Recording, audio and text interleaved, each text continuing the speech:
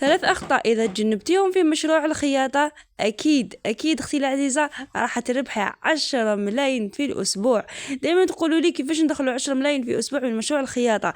اليوم جبت لك باش تفادي 10 أخطاء توقع فيهم كل صاحبة مشروع في البداية، مع طريقة ذكية لتسويق مشروع الحجابات. بزاف ناس احتاجتها حبت تدير مشروع الحجابات وما عرفتش كيفاش. اليوم جبت لك الأخطاء اللي لازم تتفاديها. تابعينا فيديو حتى الاخر حبيبتي الغاليه وما تزابيش باسكو الاحداث مربوطه مع بعضها في هذا الفيديو. يكون عندها طاقه بزاف ناس تشوف مشروع الحجابات وتقول باللي هذا مشروع ناجح، بصح الحقيقه كاين خطا واحد فقط يخلي بزاف ناس تخسر قبل ما تربح. واليوم راح نحكي لكم عليهم باش ما تطيحوش فيهم. هو الخطا الاول شراء كميه كبيره في البدايه. بزاف ناس تخيط ولا تشري حجابات 100 حجاب مرة واحدة وبعد يلقاو نوعهم نصهم ما باعوهمش وراس مالهم ما قعدلهمش.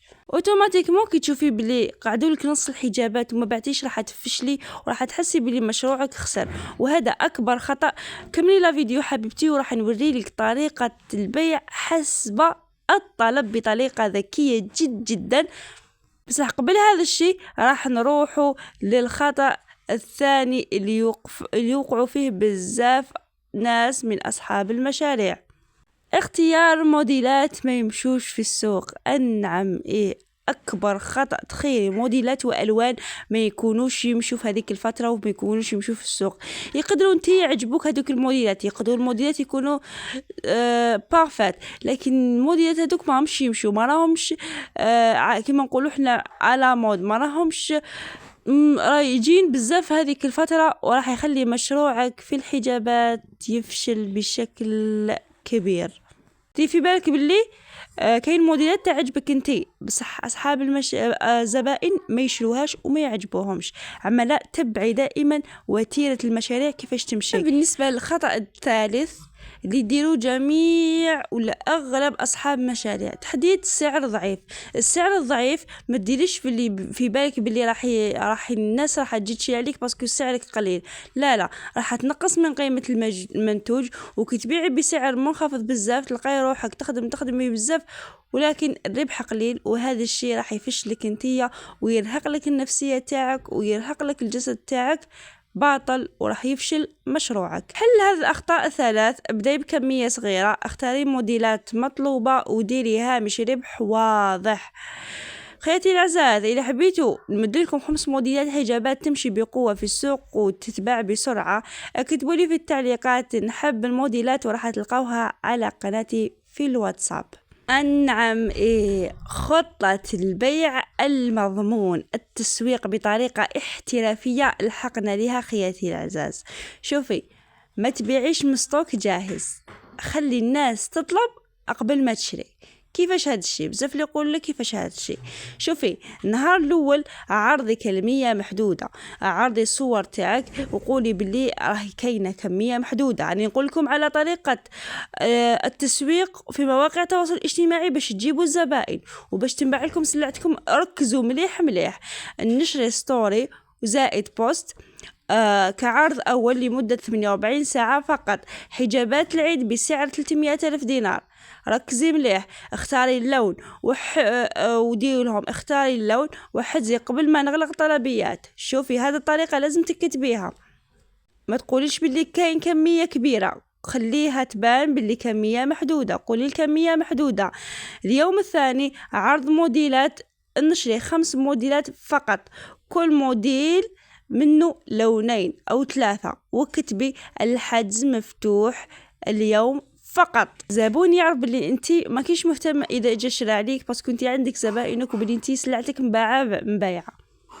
ثاني، كتبي في اليوم الثالث جميع الطلبيات، أي وحدة تبعت لك سجلي طلبها، خذي معلوماتها وقولي تأكيد الطلبيات اليوم. حتى كون ما كانوش عندك زبائن، ديري هذه الطريقة. الناس راهي تشوف ستوريات، راهي تشوف ليريل تاعك، راهي تشوف باللي انتي راكي إنسانة خدامة وبالعقل يولوا يجوك الناس. انت عارفي باللي هذا الوقت قاع وانتي ما عندك حتى حجاب عندك، غير الحجابات اللي صورتيهم بالك صورتيهم قبل وراكي بيعتهم.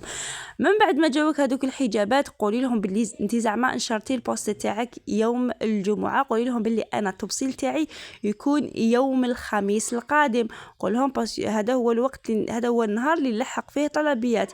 انت من الجمعه للخميس راح تلحقي الطلبيات، واكيد راح في نص الاسبوع راح ديري تاكيد الطلبيات مع الزبائن.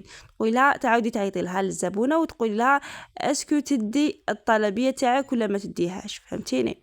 الطلبيه ولا ماشي هاد الطريقه، تقول لها الطلبيه تاعك راهي واجده نبعتوها لك نهار كذا وكذا باش تكونفيرمي اسكو راح تعاود تديها. فهمتي اختي؟ طريقه الكلام مع الزبون جد مهمه. هذا الشيء لازم تنشري الآراء الزبائن حتى كون تجيبيهم تقبلك من الفيسبوك، ولا إلا كنتي في البداية تاعك وحبيتي ديري ثقة الزبون فيك، ديري هذا ديزاستوس ما نبدوهلكمش راني نمدهم لكم، فهمتوني خياتي؟ ديري آراء الزبائن. من بعد اليوم السابع إعادة فتح الطلبيات ضربة ثانية، فتحت دفعة ثانية اللي ما لحقوش، بقى غير وقت قليل قبل العيد. غالبا هذه الفترة راح تبيعي من 10 إلى 20 حجاب إضافي، فهمتيني اختي؟ وهذا الشيء إلا كنتي ما كانوش عندك لي كوموند، لا كان عندك 2 3 4 معليش اختي العزيزة كملي بهذه الطريقة ديريها حتى كون ما كان عندك حتى كوموند. وهذه الطريقة راح تنجحك وراح تخلي التفاعل معك يكون بالعقل.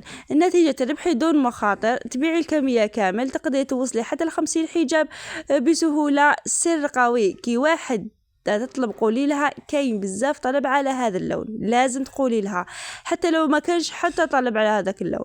هذا يسرع القرار تاع الزبونة. لكم على خليت اسرار تسويق لاخر الفيديو، ودائما ندير انا في اخر الفيديو ندير اسرار بزاف ناس ما يعرفوهاش وما راحش يمدوكم باش هذوك اللي يكملوا لا فيديو تاعي حتى الاخر يدوا السر. المهم خياتي نور هادو جبتهم لكم مدفوعه وما تدوهمش، صدقوني غير مدفوعه. الا درتوا تسويق مدفوع تعلم التسويق مدفوع ما راحش يمدوا لكم هاد الاسرار، باسكو هاد الاسرار دائما يروحوا يمولوا لكم اخدموا بهاد لكن بالمصداقيه شو لازم يكون عندك زبون باش تخدمي. لا ماشي لازم باش يكونوا عندك زبائن باش تخدمي. اخدمي مع روحك، خلي الناس تشوف. الناس كي تشوفك بهذيك الوتيره تخدمي وراكي زيدي تنشري ونفس الكلام تقولي في ستوري اللي بعد اللي خليتهولك تقولي في ستوري، الناس يقولوا بلي هذه راهي عندها مصداقيه، هذه راهي عندها زبائن، هذه راهي تخدم. وتاني اللي ريل تاعك راهم يطلعوا بطريقه صحيحه، تسمى النشر تاعك راهو يكون بطريقه صحيحه. هذا الشيء راح يجيب لك زبائن في وقت قصير وزبائن موثوقه، فهمتيني اختي؟ ماشي كيما تقعدي تنشري غير تصاور وراكي تسناي، وراكي تنشري غير ليلي وراكي تسناي. لازم تهضري مع الزبون، لازم ديري ثقه الزبون فيك اختي العزيزه. المهم خياتي العزاز جبت لك هذا الفيديو وجامي راح تلقايها في قناه اخرى، فهمتيني اختي؟ هذا بكي تشتركي معايا في القناه فعلي زر الجرس باش يلحق كامل الجديد تاعي. ما لي غير نقول لكم الى اللقاء ودمتم في رعايه الله وحفظه.